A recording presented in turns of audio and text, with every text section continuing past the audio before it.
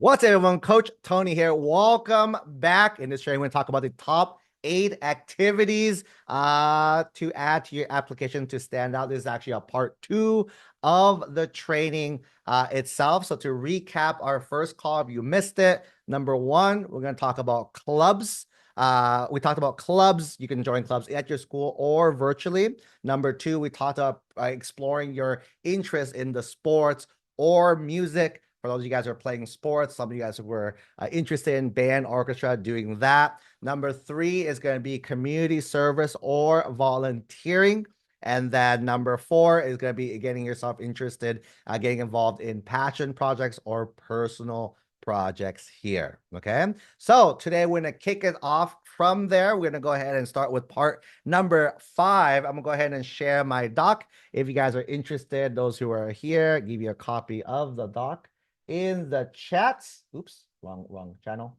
In the chat, you guys can follow along if you guys want to follow along here. Let's go ahead and continue on with number 5, right? So number 5 is going to be, if you're interested, one of the traits that colleges look for in a student is something called the love of learning, right? So colleges look for something called love of learning. They want to know, what do you like? What do you enjoy? What have you done more to learn more about the things that you enjoy? So one of the fifth thing that we recommend, that things that I then can help you guys out with the process, we call it skills development, right? Skills development or courses, right? However you want to think about that as well too. So colleges want to see a student's interested in a certain field, and they want to see you expand more into that field in particular. What that means is that if you like science, do more science classes, right? Again, you're not just restricted, right? You're not just restricted by your school, right?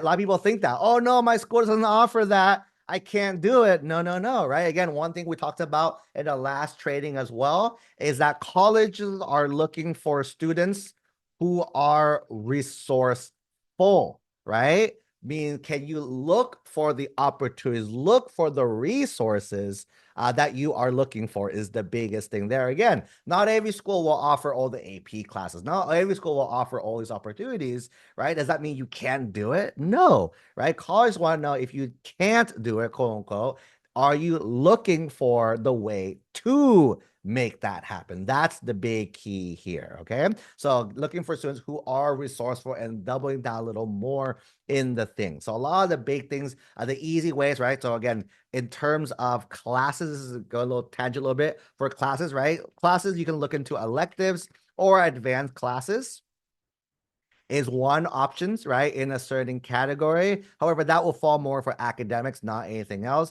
Another way for classes that you can look into college classes, right? College classes offer a lot of these things well too. For example, if you're interested in computer science, right? Computer science, right? There are like computer science college classes, science college classes involved. If you're interested in business, there are business college classes that you can do those. Keep in mind, we don't, again, it's not a let's do this as a recommendation for us, even though I'm really, really big on dual enrollment. I don't recommend these classes in particular because you'll find out they're not really transferable to a lot of other things. So you're truly doing it just for yourself, right? So again, if that's your purpose, that's your goal, that is a perfect option for you there. What we're talking about specifically that will count under the extracurricular section, your activity sections, or these outside courses that could grant like a certification, right? So examples of this is Coursera. Coursera is an example of a course. Another one is EDX, right? It's another course, or EDX of that. There's open courseware as well too, right? So I'm going to show you guys a peek so you guys can see what this is. So look up Coursera. Boom. Hopefully you guys can still see my screen. Let me know if you guys can still, I'm switching to a different tab. So hopefully it's still good to go there. So basically here, right? So Coursera, you'll see that Coursera offers, yeah, there's a paid option. You don't have to do the paid option, little spoilers for everyone. There should be classes that you can take that are free, right? So you scrolling down, there's classes here. If you're interested, this is Coursera Plus. There's that paid program, right? You can see there should be a free version, unless they stop doing free versions, and then I am out of date with this site. Then we can switch out to something else. Catalog. I can take a peek at this. You guys can see up there. This is free. Boom. All right, here's an example of a free one. You guys can look. There's a lot more as well, right? You guys can take a peek at and learn. Here, take a free course and taking these free. There you go, free courses, right? So there you go. You guys can go through all this, learn about pretty much any topic you can think of that's offered here. Another option is EDX, right? Another one here as well. These are all, you'll see they're taught by actual colleges, right? Here's Oxford, here's MIT. There's also Open Courseware, it's another one as well. So like this is like, for example, this is MIT's Open Courseware account. So they're teaching classes directly from MIT campus themselves, right? So these are different classes you can take. The big thing about this is you're taking these classes to expand your interest in a certain field, right? So that's what you do. You're learning more about something. You're demonstrating, right? Demonstrating your love of learning, right? Pro tip, you saw some paid ones. You saw Coursera now has a paid component to it as well, too. You do not need to pay to get the credit, right? In fact, the credit, the certificate, to be an example, the certificate means nothing. It doesn't transfer anywhere. It doesn't get, you can put it on your wall if you want to make yourself look good, right? To people watching your Zoom feed. But that's pretty much it for when it comes to there. So the certificate doesn't mean too much, right? So for us, right? See, here's how to take advantage of these opportunities, right? So instead, take the course you're interested in, right? And number two, do something with the knowledge, right? That is going to be the key for all this. Is again, the class itself doesn't mean much. How many times have you watched something and done nothing with it? Little fourth wall action here, right? A lot of families watch our videos, watch our stuff, and do nothing about it, right? Again, I'm like, hey, we give you everything you need to know. So the watching and learning is not the real thing. Again, a lot of people have over 111 people here watching. You can watch all this, and at the end, if nothing changes on your child's profile, then you didn't really learn anything, right? You just kind of watched it for entertainment, watching me yell to the camera. That's pretty much it. But the key is to not only learn, but to implement what you have learned. That is the true key of this. So what that means is once you have taken the class that you're interested in, you've learned the new skills, the new concepts, the new things. The next step, what I recommend to these students is what can you do with that, right? What can you do with the new information? That is the key of how you maximize these courses. Again, these courses, typically your high school doesn't offer these courses. So how you want to take advantage of it, take the class, learn the material, then apply it, right? Then apply it to whatever else that you are doing next, okay? So that's the first one. Next one, right? Number 6 now. We're moving on to number 6, right? Number 6 is going to be something related a little bit to that. So you're taking classes, you're learning, right? Let's say your child's interested. They're very academic, right? They want to do it. Competitions. Anyone's child, let me know in the chat if your child just loves to compete, right? They love to compete. They've always been athletic, or they're very competitive is probably the better word. They've always been very competitive with others, right? May it be for school, academic competitions, right? It could be sports competitions as well too, or more, right? Competition is a really, really awesome way to kind of stand out and to kind of share of kind of more who you are, because again, you're basically putting yourself against other people, right? It's a good comparison way. If you think about how the admissions program is kind of set up, they're comparing you, right? It's really hard because again, in every parent's eyes, my child's the best, which yes, right? Awesome, right? But when it comes to like, who do we pick?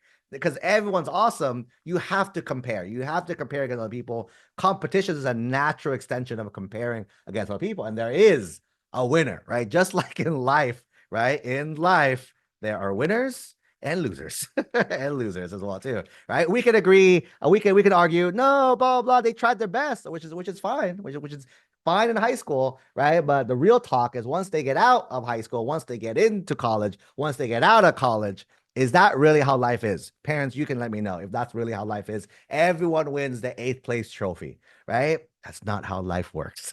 The winners keep rising to the top. Those who are not the winners, they got to work a little hard to kind of get where they need to be is the biggest thing. We want our kids to be winners. So competition is a way for them to learn this kind of skill set, this natural drive. Again, do you have to be number one? No, you do not have to be number one. For those who don't know, I actually used to run a martial arts school as well. It's a lot of voices, a lot of teaching involved in it. And one of the biggest things we always pushed our students to do was competitions, right? And the reason why is not because they're going to win or lose, right? Again, sure, that's part of the picture. That's part of the thing. You know, the ego boost. Again, people who have competed, people said yes to the competitions earlier, right? When your child won something, huge ego boost, right? Huge burst of confidence in them that they did it. At the same time, we loved having our top students lose because when they won that second or third, or they didn't even place, right? They competed all really, really hard and they didn't even place. It shows them, hey, time to be humble. We weren't that good on that day, right? Let's go back. Let's practice. Let's get better. Next time, let's win. And the coolest, the proudest moment of being a coach in those kind of tournaments, in those competitions, is bringing a student in. They didn't get the first, they got like second or third, or some of our students didn't even place. And they're eyeing like, hey, I'm coming after you for next one. And they work so much harder. They work so much harder in between the gap. So the next time they competed, imagine that burst of confidence that student. They worked hard and they truly learned that hard work pays off, right? So competition is a really, really awesome way to do that. Highly recommend you guys look into these type of things. For example, there's pretty much competitions for every single category out there, right? The most common ones are the USA ones, right? There's USABO, USACO. They're basically like B is like the biology one, SACO, computers, right? There's tons and tons of competitions out there for a lot of different ones. If you're interested in math, there's ones like the AME, the AMC, not the movie theaters, the AMC, that you guys can look into as well too. There's B's. Some of you guys are really good in spelling. There's a spelling bees as well, right? These type of competitions, they can go ahead and compete and see, are they good enough as well too. An extension of competition that's not really a competition per se, or that's not how a lot of people set them up to be, are more like hackathons, right? For those of you guys interested in hackathons, right? For those of you who are interested in computers and you like to like tinker, even a lot of hackathons, by the way, aren't even computer science. A lot of some of them are very open and broad to a lot of different categories as well too. So let's say you love to draw, love to art, love to stuff. That's another awesome angle for you guys to go down as well too, right? So tons and tons of different options for you guys.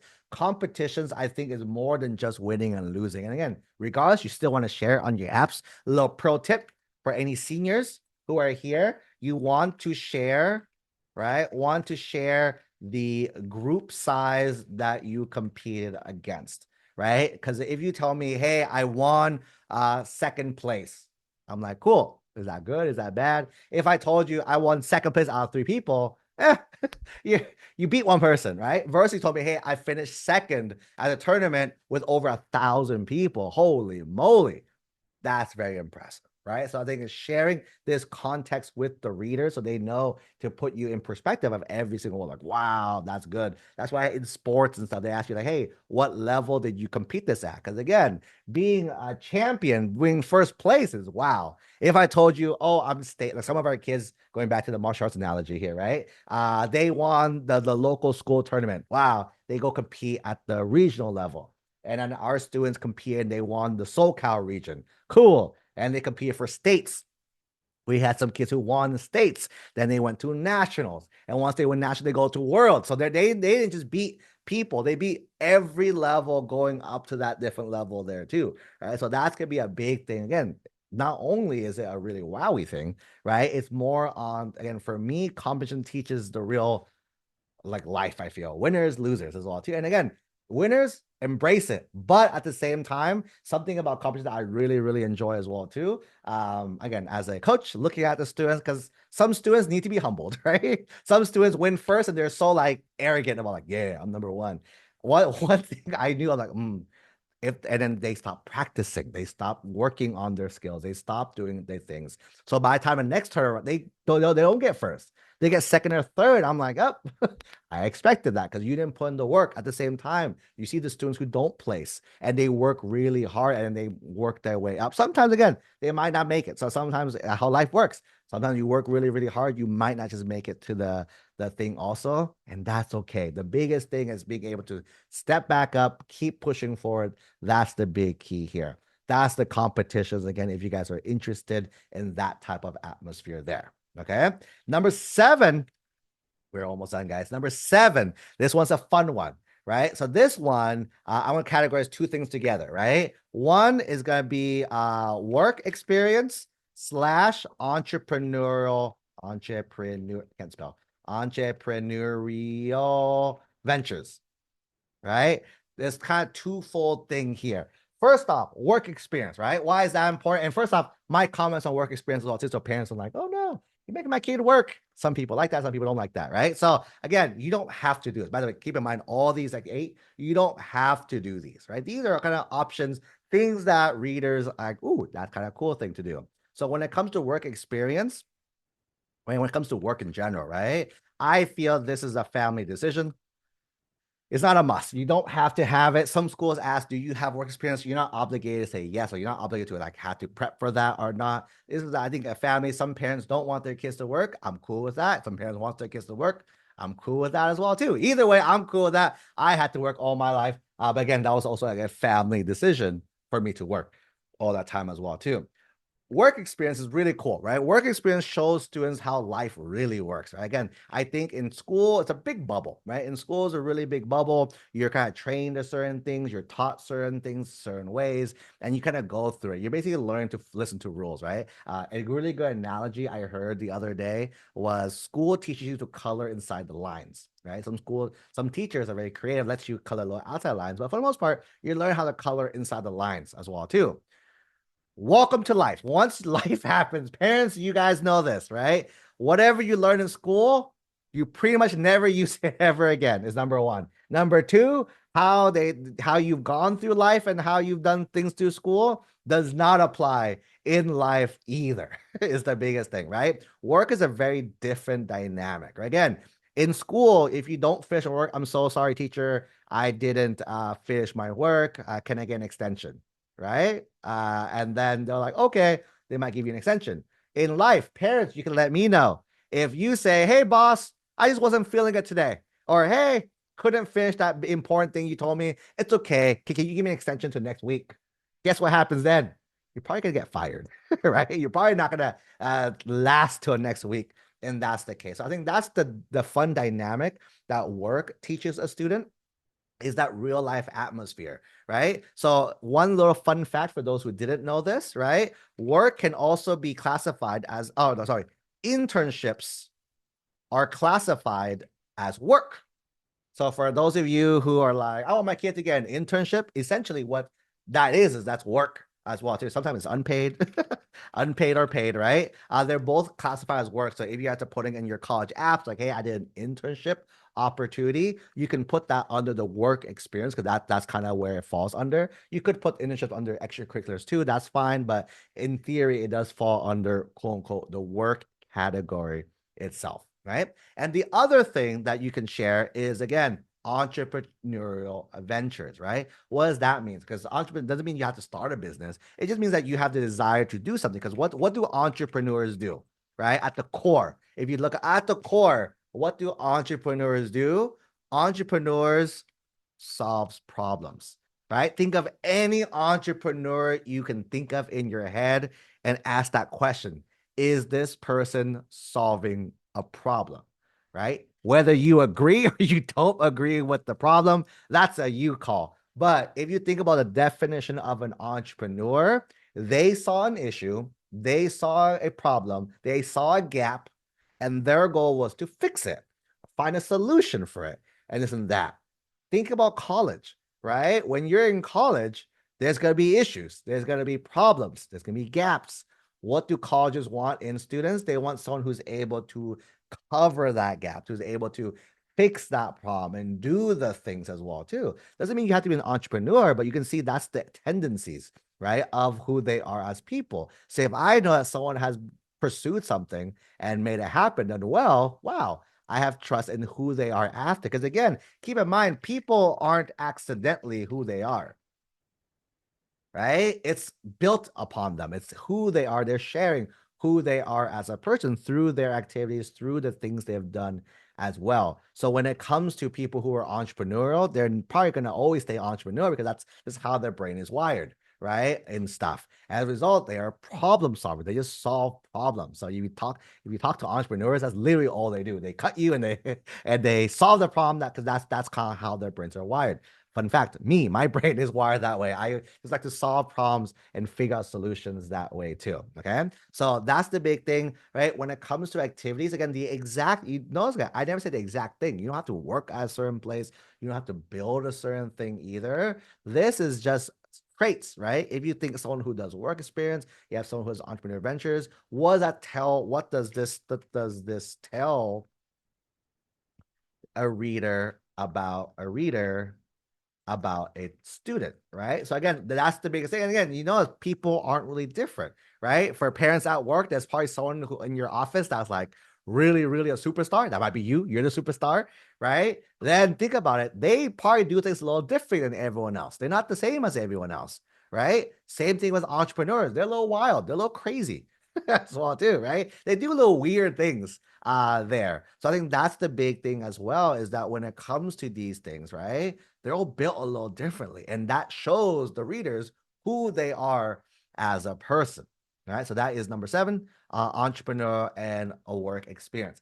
And number 8, the final and biggest, again, recapping before we get to number 8, right? The top things that are good. 1, clubs, right, at your school, or we talked about virtual clubs, right, as well too, that you can do online. We actually even did a training on this. If those who are interested in a training, me and Coach Steffi actually did a training on how to start a virtual club, literally step by step. So they help you there, right? Then sports or music, or exploring your various interests and passions as well too. We've noticed a lot of students like to do sports or they like to do music. One of those 2 things there. Number 3, community service and volunteering is showing you type of person you are to the school, right? A servant leader, someone who gives back, someone who prides others over than themselves, right? Number 4, passion projects or personal projects. Again, keep in mind, it's not the thing that's important, right? It's the journey of you navigating something that, again, student initiated, student run, focused on your community, right? That's the big takeaway here. Then we talked about skills development and courses, right? Exploring the love of learning. If you love something so much, what else have you done in addition to that to continue on? Then we talked about competitions, your way to compare yourself against others and be like, yes, I am the best. I have a medal to prove. I have a trophy to prove it, or a plaque to prove that I truly am the best. There's mock trials. There's all these like student debates. There's debates, mock trials, tons and tons of examples in various categories as well too, right? Number 7, showing the type of person you are, or showing your maturity through work experience, entrepreneurial ventures, showing traits of yourself. And number 8, I think if you can forget all number 1 through 7, number 8, and then keep in mind also that you don't have to do the other 7, meaning in theory, if you didn't do volunteering, you're fine. If you didn't do the sports, you're fine, right? If you didn't do the other things, you're fine. However, I would not say it with number 8. Number 8 is the one thing you have to do. Anyone want to guess what that is in the chat? This is the have to do. This is a non-negotiable. This is a non-negotiable. The one thing you have to do. Everything else was an option for you. Everything else was ideas to do. This is my non-negotiable. Our coaching students have the answer, but that's kind of unfair. I've been teaching you guys the stuff, right? So the non-negotiable things you enjoy. That's it. People think it's more complicated than that, but let me break it down a little bit for you guys, right? So when it comes to your activity sections, colleges want to see how do you spend your time, right? It is the biggest thing there. Keep in mind, there's going to be some academics you're doing, academics, there's going to be some activities, and there's going to be some application work that you'll be working on as well, too. When it comes to the academics, people talk about your classes, your GPA, and all the test scores nowadays with everything else, right? As well, right? But in theory, these are just numbers that everyone can have in common. If I asked, we have over 140 people here. If I ask everyone, hey, go ahead and drop your GPA, I'm not gonna do it, well, but if I did, I bet you we will have some overlaps. I bet you two people, good stat, 140. Statistically, two people should have the same GPA number. If I ask everyone, go ahead, okay, no, I'm not going to do it, but if I ask everyone, drop your test scores in the chat, I bet you statistically two people could have the same test score as well too. If I said, hey, drop your class schedule, what classes are you taking? I bet you, again, probably not the whole schedule, maybe they are, but a good chunk of classes will overlap as well too. If I ask you how many AP classes you're taking, that number might overlap. So when it comes to this area, right, there's not a lot of opportunity to stand out here. And that's the big issue, right? You can't really stand out too much when it comes to, sure, you can do more, but I bet you there's students who are doing more than you're more. And that's the big takeaway, right? So when it comes to the activities here, they want to see your activities, but skipping that real fast with the application, your application is a reflection of who you are, right? If students only talked about their academics, then there's nothing really special about you, right? So it's consisting of your academics plus activity stories and your reflection of these. So the big takeaway, if you look at that, your activities is what helps you stand out in the process. And let's assume another exception as well too. Parents, if you told your child to do something, if you make a student do something, and here's the key word, and they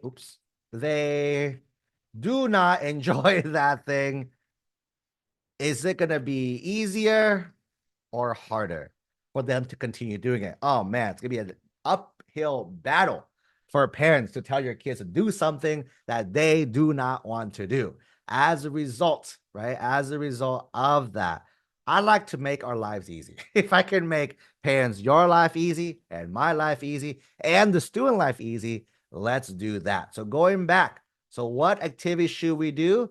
Things the students, right? You is the student enjoys, right? So what that means is that what things, and really quick in the chat, I'll have you guys doing interacting with me in the chat for those who are here live. Go ahead and start dropping what things does your child like to do, and I'm gonna go ahead and just wing it. I'm gonna go ahead and give you ideas on things to do for a lot of ideas. So go ahead and drop. You can drop multiple if you want. As well too. Go ahead and drop. If you leave it on host mode, it's anonymous to me. If you want to share with everyone, but in everyone mode, go ahead and start dropping it. And I'll do some live examples for you guys. But right, going back here is doing stuff you enjoy, right? As well too. Does it matter what? The what does not matter, right? Keep in mind this. Whatever it is that you do like to do, but I bet you the college has that.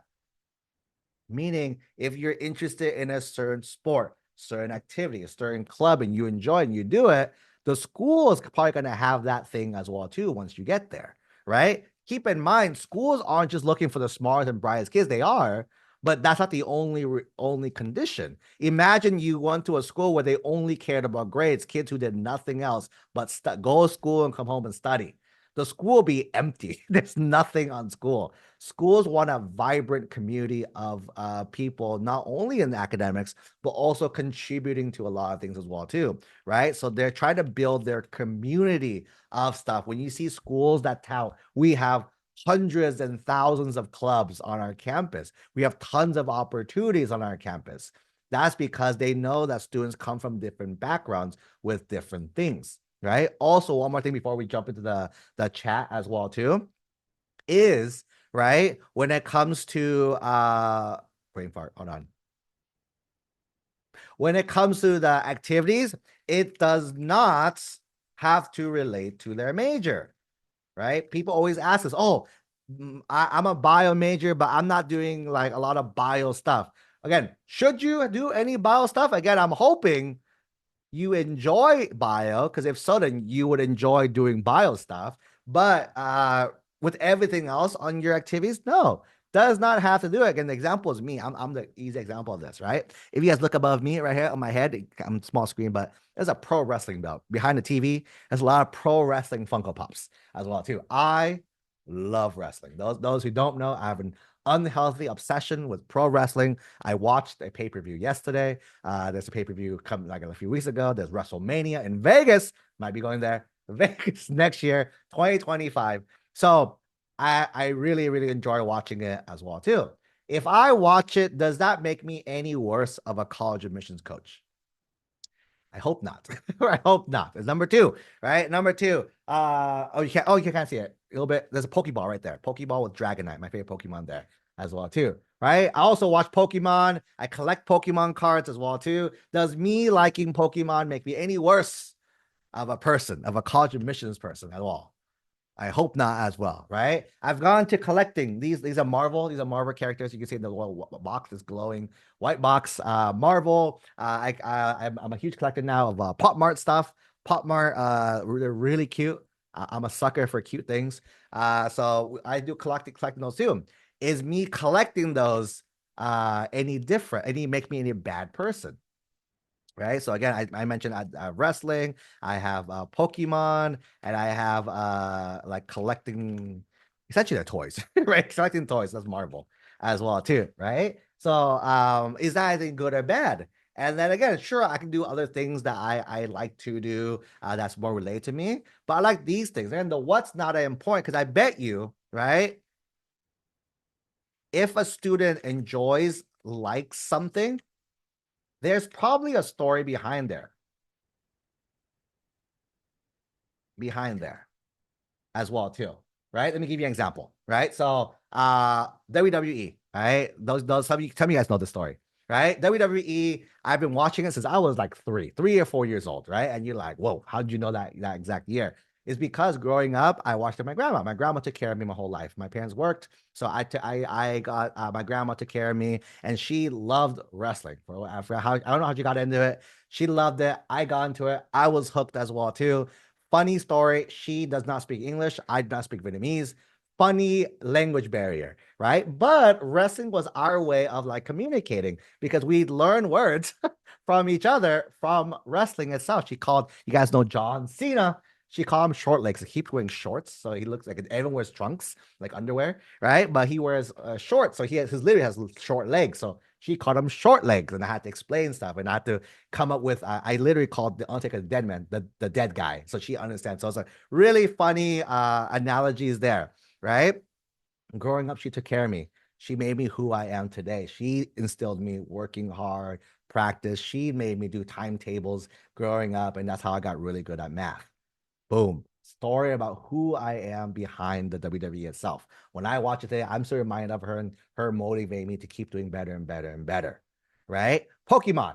Right? Pokemon as well, too. What's the thing behind here? Right? Growing up, that's one of the few shows that I watched as well, too. But more than that, collecting cards. Right? And this goes back to the collecting. I'm gonna put it all in one line, collecting toys and stuff in Marvel. My parents couldn't afford that. Growing up, my parents, immigrants, everything went literally to house and food. That was literally everything. I didn't make that realization until ninth grade in college. No, ninth grade in high school, right? My parents worked really, really hard. Everything they made literally paid off barely the food and the housing expenses. And that's it. And for me, once I realized that, right? I was like, man, I'm guilty asking for all these things, all these toys, all these everything. So for me, I started working to take care of myself as a result. That's why I worked all through high school, not because I had to, I kind of, but I didn't have to. I felt the burden on myself. Hey, me asking for some of my parents was like extra work on them to deliver. That's why my parents worked so much. They worked harder to get us the stuff, to get us the new clothes for school and everything else as well too. So for me, is if I can work for myself, let me go ahead and be able to take care of myself first. And then those of you guys know my story. This past year, I got to retire my parents. So I got to tell them, Mom, Dad, you guys are good. Stop working. I'll take care of you guys. So that's a really cool story. Full circle moment for me. But because of that, I never got to have any toys growing up, right? Never got to have any toys growing up, doing anything. So I always joke, I'm living out my childhood life now through these fun toys and fun things that I do because I can now, is the biggest thing too, right? But you see how the what's not important, what's unique. That's something to me, but there's an overarching story behind it. I bet you the things that you guys mentioned, I want to name drop a few of them.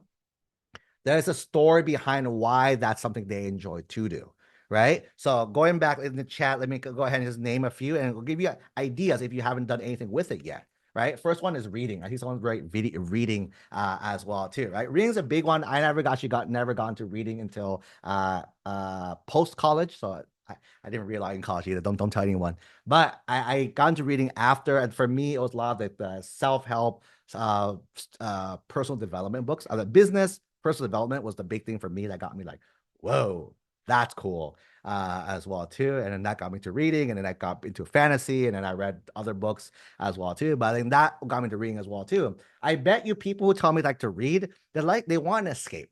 Typically when they read books, it's like fantasy books. I'm assuming whoever wrote reading, they're like fantasy books and all this as well too, usually because they want an escape, right? Is the biggest thing as well, right? Because they want to escape. Probably there's something about their current life that's like, hey, I wish I was this character. I wish I can put myself in this character as well too, is usually what it is as well, right? So when it comes to read, I'm like, yeah, go ahead and read everything you do read. By the way, you can count towards your activity hours. But for me, what else can you do with this, right? An idea that you can start a book club, right? I bet you if you like reading this, there's other people who can like reading this with you as well. So you can start a book club at your school. You can blog your reading journey, right? You can blog your reading journey. Hey, create a blog on the book you're reading, or every week you create a thing and you talk about what you read and you share and you whatever. If you like the camera, you can log it, right? Video log,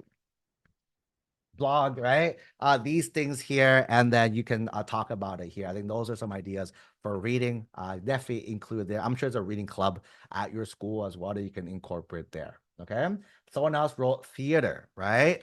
Theater, tons of opportunities usually inside the school itself as well too. You can expand that. Typically, you can also look into your city, right, and see there's any opportunities there. A lot of people typically they don't do a lot of younger students, so that's a little way to stand out, do something a little different, right? See if they are open to bringing on someone on the team as well too. Again, this goes back to like the work/entrepreneur of are you good enough, right? Because again, you can want something really bad, but again, if you're good, no one really doubts you. Oh yeah, you're good. Come in as well too. Yeah, a lot of the software companies like Google and Facebook, they drop their college degree requirement. You don't need a degree to go to these schools. Though, so why are so many people going to college for the degree is because you need the structure to learn how to do the things, right? Not everyone's that 1% of people that go straight from high school to Google. That's a really, really, really, really rare group of people, right? But in theory, you could. However, most people need that formalized training, that knowledge to get that good. So I would look into theater, look into other things as well too. I think that's a really good angle right over here. Someone mentioned video games. This is a fun one. A lot of people talk about video games as well too. And the question is, can you put video games on your college apps? And in theory, you can, right? So in theory, you can, but let's take a twist behind this as well too, right? Usually what I always tell students are two answers for you. Number one, are you competitive, right? Meaning, do you compete? Like, are you top ranked in some form? Like, are you ranked 1,000 in out of everyone? That's still 1,000 out of everyone actually pretty good because some of these games hit millions of people, right? So 1,000 out of a million is still a lot of people, a lot like a small percentage, right?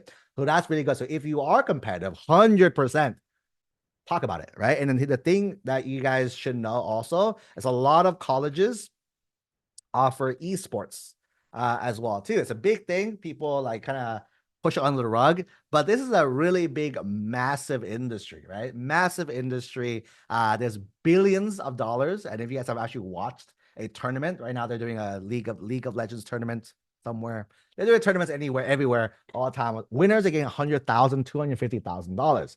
Holy moly, right? They do that. More recently, if you guys are interested in UCI offers a $6,000 scholarship to play on their team, right? So if you are competitive, that's a really awesome angle there.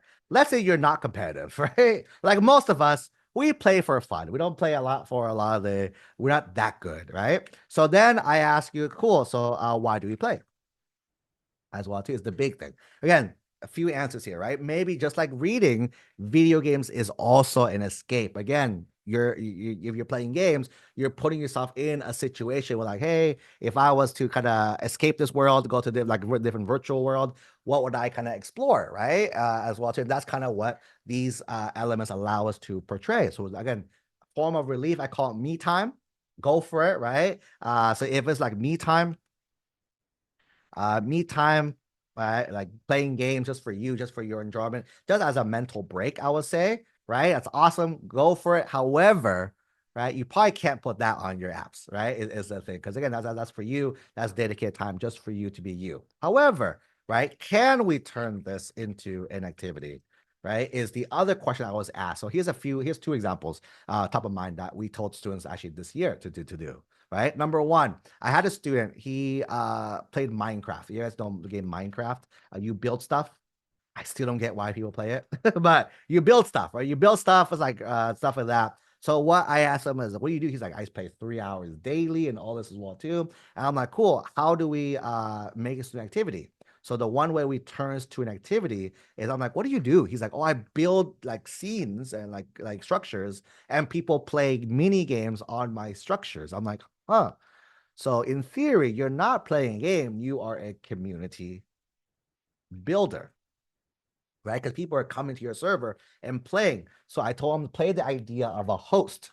You are the host, right? And then you are the host, and then your people are building on top of your thing as well too. So his thing, he also was what create this. He ties into the virtual club idea. He created a Discord server. He went from 6 people to I think over 600 people as well too. And how impressive is it if you're saying, hey, I'm a builder for this thing, 600 people go and host their games on my own server that I host. Craziness, right? The other way is the content creation route, right? So some of you guys know of the site called Twitch. Some of you guys know something called YouTube as well too. Some of TikTok, right? If you're decent, you can vlog, not vlog, you can just quick streaming yourself, talking to the camera, recording replays, editing it up, snipping it up as well too, creating content, right? If you're playing the game and then repurposing it into content to post on social media platforms as well too, that takes a lot of time. That takes a lot of skill as well too to do these things, right? That's how you spend your time. As a result, we can share this on our college apps itself that you spend time on the streaming of the game, not the playing, the stream of the game, and then the repurposing and putting on these social platforms. What if these videos blow up? What if they get to 1,000, 10,000, 100,000, a million plus views? How impressive is that compared to anyone else? Again, it's one of those bleeding now to competition, comparing you against other people. How many people have done something similar? Now, by the way, little pro tip, now that social media, I think they call it TikTokification, right? TikTokification of social media. You don't have to have a big following, right? If you are good, it will reward you. That's the big thing. It used to be you have to have a big audience. Now, no, you're good and you're good to go, and you can get really big as well too. You see how there's this lot of different areas. There's no right or wrong thing. However, if a student who loves to read, do you think I can tell this student's passion when they talk about why they read? If a student's interested in theater and they talk about it, don't you think I can tell the emotions that they have doing that? Video games, very emotional folks play video games, right? You can tell their level of dedication stuff. So the key here is never the what. The what is what they enjoy, but behind what they enjoy, there's always a big core why. And that is the big key thing with all of these activities. When you go back to each one, when you ask why for each one, there is a why for every single thing. Number one, why are you doing a club? It's because you want to be with a group of like-minded people, because you probably don't have that opportunity, that resource right away, right? Why do you want to do sports music? You want to be part of a group, right? That's like-minded, that wants to be there as well too. Maybe you don't haven't had that before. Volunteering, community service. Why do you do that? You want to give back. Maybe you've been helped in the past and you want to pay it forward. Maybe that feeling of helping someone give you the warm fuzzies inside, and you want to do that more, right? Number four, passion about personal product. This gets you excited. You're starting from something you like. So you're just doing more of things that get you more and more excited. Number five, learning more things, right? Again, you're excited about learning. You're just doing more of the things that gets you excited to learn more about. Number six, competitions, right? You love the thrill of winning. You love how it makes you feel and do all this stuff as well too. And on the opposite side, helps you push yourself like, man, I'm going to get up next time. And that competitive drive in you, right? You like the work spent entrepreneur adventures and achieving goals, solving problems geeks you out about this. And at the end, doing what you enjoy. At the end of the day, the cheat code of all these things, there's two things that you're really doing with all your activities, right? All of your activities does one of two things. And this is what you share on your college apps. Little pro tip. Number one, you do it because it helps you run away from pain. Number two, it excites you to run towards pleasure. That's pretty much it. All comes down to emotions, right? Everything we do, that's what the readers are kind of trying to figure out. Why did you do what you did? I like it. It makes me happy. I hate this. Not that this, but I hate the before I did this, I want to get away from that, right? That's the true kind of behind the scenes thing itself. Okay.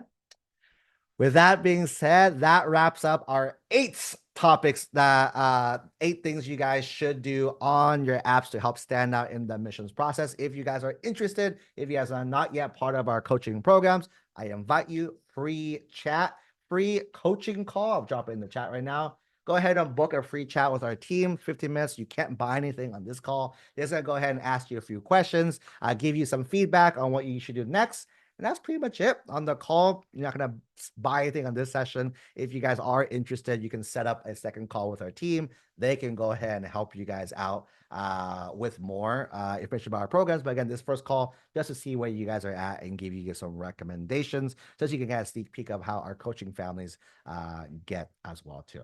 Okay. Looks like we have a question. Someone's asking like, where do we look for work, for jobs or entrepreneurship? Again, no specific jobs again, right? It's basically what things are you interested in doing? Again, working is like if you apply for work, whatever it takes you, right? Go for it. There's no good or bad or better or worse kind of things. Again, if you're just working just for the money, go for it. Little pro tip real fast: when you guys are applying to colleges, they're going to ask you like, hey, how have you used your money? That's the UC prompt. They ask you how you use money. There's no right answer there. Just share kind of how you spent it. I spent it on groceries, gas money, helping my parents out, saving for college, buying this new thing, whatever. They just want to see how you spend your money. There's no right or wrong answer when it comes to there. Okay. Cool. That is pretty much it for me. One more time, I'll go ahead and drop if you guys are interested in booking a chat with our team. That wraps up for this training, and I'll see you guys in the next one.